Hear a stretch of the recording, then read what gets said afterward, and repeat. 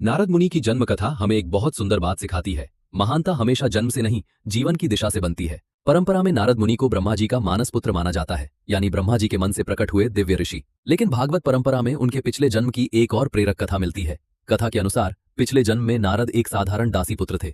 वे अपनी माता के साथ एक आश्रम में रहते थे, जहां वे आने वाले साधु संतों की सेवा करते थे। एक बार बारिश के महीने आए। इस समय साधु संत अक्सर यात्रा कम करके एक ही स्थान पर रुकते थे। कुछ महान संत उसी आश्रम में ठहरे।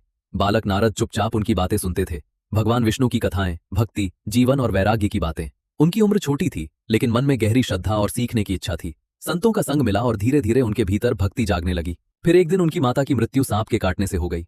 नारद अकेले हो गए, लेकिन उन्होंने अपने दुख को भक्ति की दिशा में मोड़ दिया। वे वन में गए, भगवान विष्णु का ध्यान किया और उन्हें एक क्षण के लिए भगवान के दर्शन हुए।